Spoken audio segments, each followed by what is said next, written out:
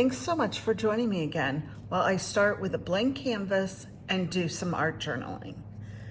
I'm going to get started here. I'm using my memory journal from 49 Market. It's a really nice heavyweight journal with 300 GSM paper, so it can handle paint and all sorts of things. I'm gonna get started by layering some washi. Starting with the 4-inch chicken wire washi. I like to roll it out and then tear it for each of the edge. I like kind of an organic edge. I never get it quite as organic as I'd like it to be, but it works.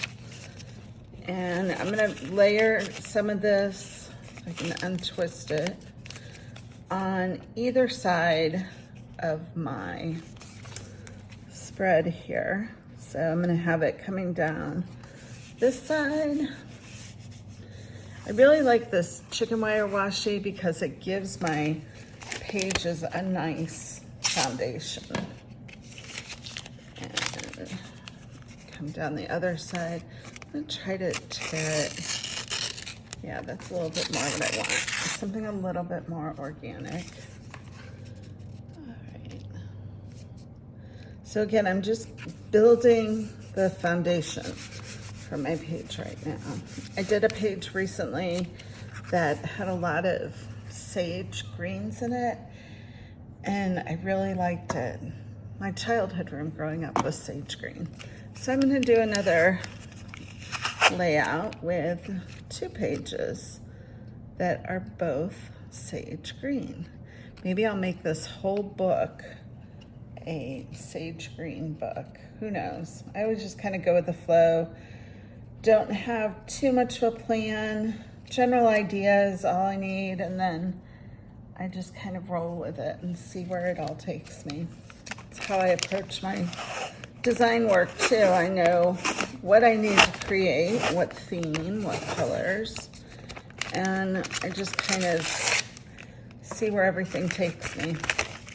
All right, again, I'm gonna tear. I want some nice organic pieces. I'm just kind of tearing them and setting them aside on my desk so I can pull from them later. All right, and this one needs the other side torn. Okay. Layer this one in. I just kind of eyeball it to be straight, lining up the handwriting. When I design the washis, I usually almost always design things to be perpendicular. I like things clean lined and organized. It's the graphic designer in me, always liking everything all lined up. All right, and I'm gonna do the same thing on this side. I'm taking a different piece and putting it down. I had lotion on my hands, and I don't know if maybe that is what is making this not stick. It got too much of the lotion, so I'm just gonna add a glue stick. There we go. All good. And one last washi I'm gonna add before I start putting some paint over this and trimming it all up is this new Essential Blendable washi roll. I really like this one. It goes with a set of rub-ons too. And if I can peel it away. Oh. Let's see, easier said than done. I'd been shown that it was really helpful to put like a hard plastic at the edge of your washi rolls so that it's easier to peel them. And I usually do that, but this time I didn't. All right, here we go. So look at this, a gorgeous collage of botanicals. And again, I'm gonna do the same thing I did with the letterbox, is I'm gonna tear it and go for some organic strips. Just adding all kinds of strips along this side of my desk here. Okay, that should do it. I think I'm gonna add more over here. And again, it's a non-directional washi. You can go any which way, which is always a nice thing to have. And so you don't have to worry about it lining up so much or anything along those lines. I'm just tearing again some edges to make this a little bit more organic. You know what, I'm gonna layer it on top here. There. That way I've come over kind of further on the right side and a little bit less on the left, and we'll see how this all comes together. Now I'm gonna turn it over. You can see my journal, I covered it with some of the vintage Artistry essential papers, and then I did the spine with the vintage Artistry Serenity washi tape. Created a really nice vintage style journal that I'm happy to be creating in. I love these memory journals so much. I was wanting something that was 6x8, easy to add my papers to, easy to collage in, that could handle the amount of paint I was using. And we worked with our vendor to come up with these books, and I couldn't be happier. I'm ready to add some paint to my background. I'm using the Paper Artsy chalk acrylics, and this color is Khaki. And I'm just gonna drop a couple drops. I'm gonna use a palette knife this time. I've been using a roller and a brush, but I also really enjoy working with a palette knife. It gives me some nice textures. Yeah. Just kind of rubbing it along, doing it on the edges so that it kind of brings the background into the washi without such a hard edge. And I'm going to do the same thing over on this side. And just kind of rubbing it along.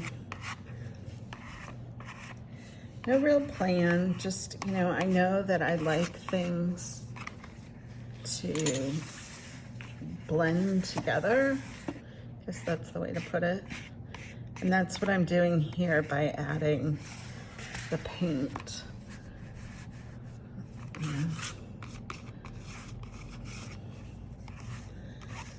You know, keeping the colors across both pages so it makes for a nice cohesive layout.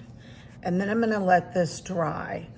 You could come back with, you know, your heat gun or something and dry it, but I always have so much to do. I can just step aside, go do something else, and then come back to this when it's all dry.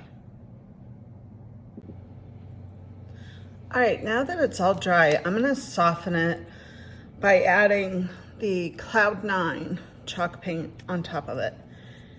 And I'm just gonna squirt, oops, that's probably more than I needed. And I'm gonna use my brayer.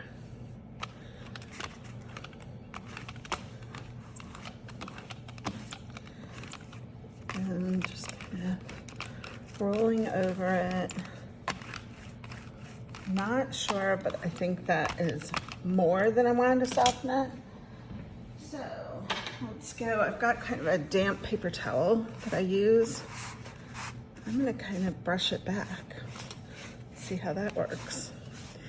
Haven't done that, but that works. It helps bring back lightly some of the washi pattern and botanicals.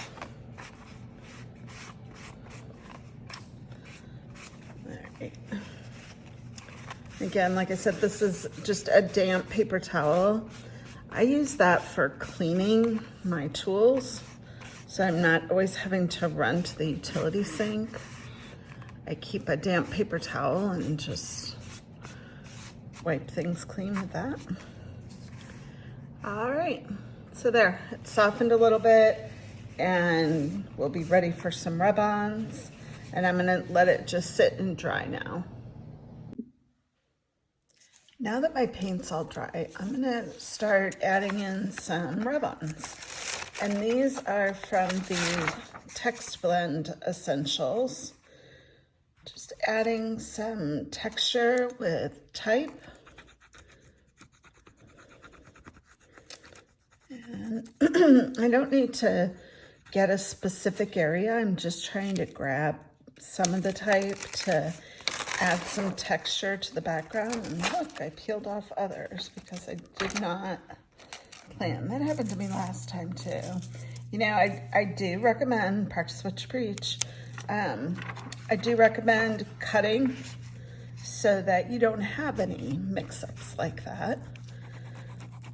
But I was trying to be in a hurry, and that's what I get. As we've been doing more and more rub-ons, and I try to get more and more on a sheet, you do have to become more cautious as to cutting them apart to make sure you don't get any unwanted remnants, but it's okay. In art journaling, you know, there are no rules and you can kind of just go with whatever happens. No pressure. There are no mistakes. It's all good. I think that's what makes it so enjoyable. It's just kind of free-flowing. Like in old school scrapbooking, didn't we call that freestyle? So just going a little freestyle with it. All right, and this is another sheet. These are the Text Blend transfers are 2-page sheets. So they're a little smaller. Price point is lower. It just allows you to add variety to your stash. Some of these splatters too. All right, that works. Okay, so you know what? I want just a little bit more type maybe over here. I'm gonna add some more splashes.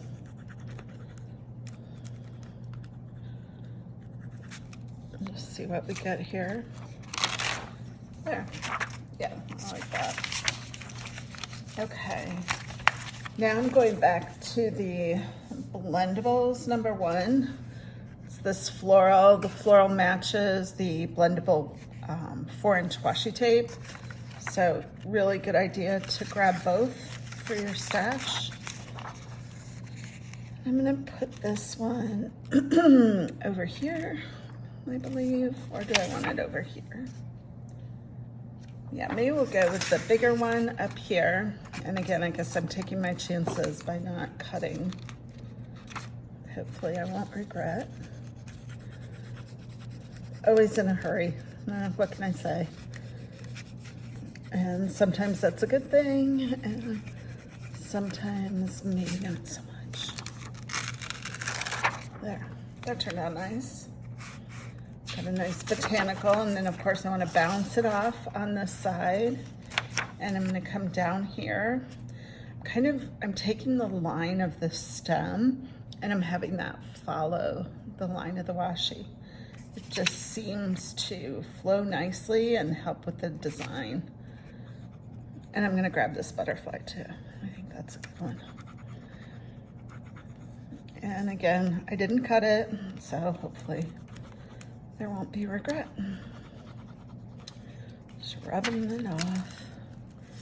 I missed some of that leaf. All you have to do is push it right back down and rub some more and get it all on there. So if you take your time peeling it off, you can see anything that you might not have thoroughly gotten down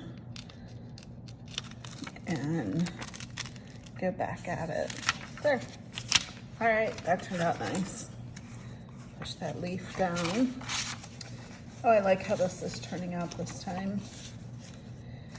You never know, when you're layering the rub-ons and the paints and the colors. I was thinking about adding in, this is a branch, maybe I want it over here. You have to be careful with some of the lasers. You can see these leaves are really delicate. Some of our laser cuts are so finely cut that you can easily tear them. I've torn more than a few.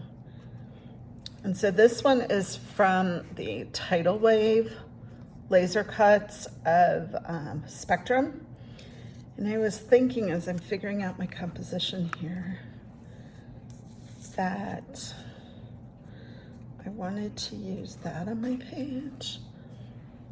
Maybe this should come down here. Yeah, I think that's a little bit more balanced. And I was thinking, inside our packages, we always have fussy cuts on back sides so that you're not even wasting the packaging. You're getting the most out of what you've spent by using the fussy cuts.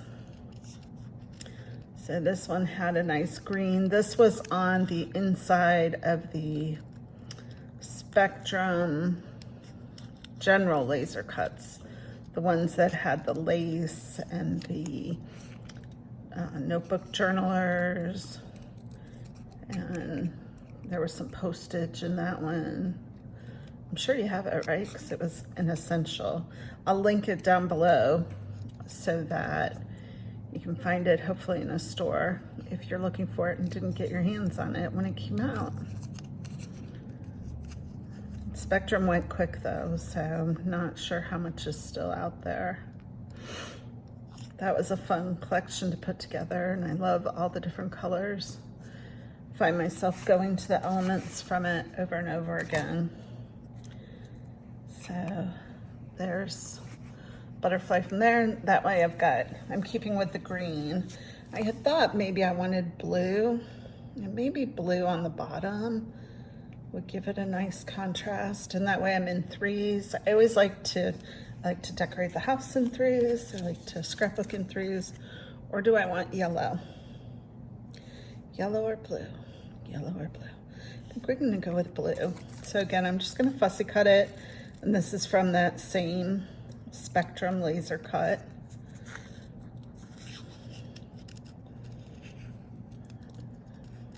Not the best at fussy cutting.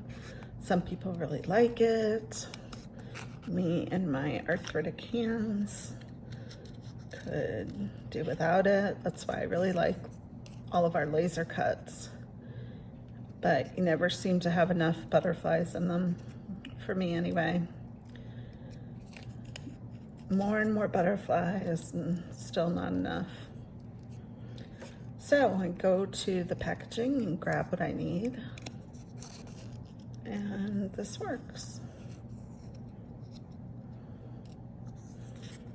All right, and like I said, I'll link below so you know which packaging this came off of. All right,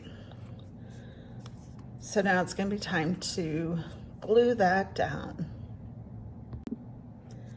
All right, so to glue it down, I think I'm gonna start with the leaves because they're the most fragile.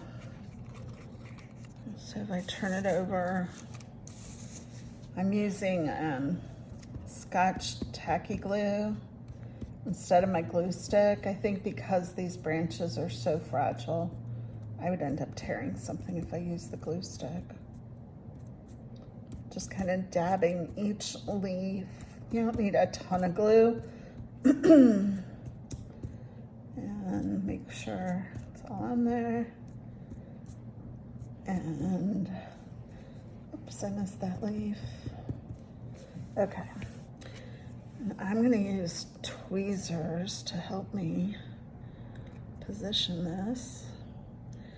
Hope to heck I don't tear it anymore. There.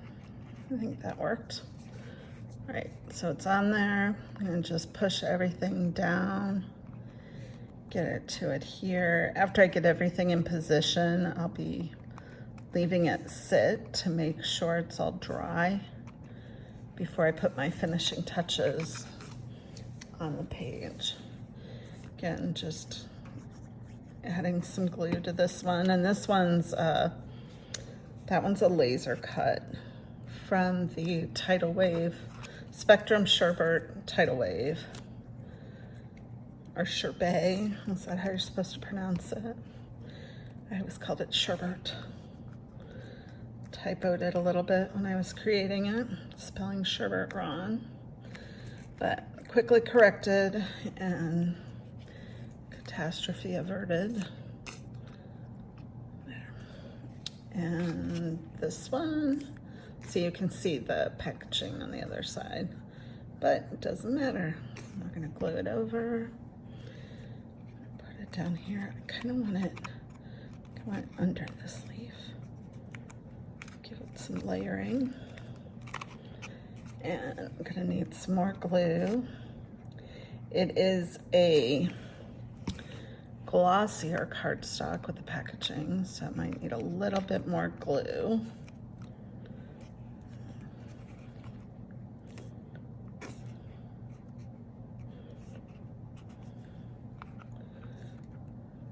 Just make sure everything sticks.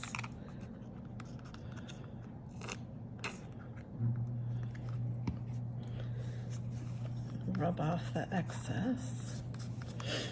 And like I said, I'm going to want this to sit and dry before I come back at it with a marker. You know what? I think I'm going to cut this edge off. When I do the word strips in the laser cuts, I give them a deckled edge, just in case you want that already done edge. It makes it easier to distress, but it's also very easy to just snip it and have it be straighter. And that's what I want for this project. All right. And I'm gonna put this here.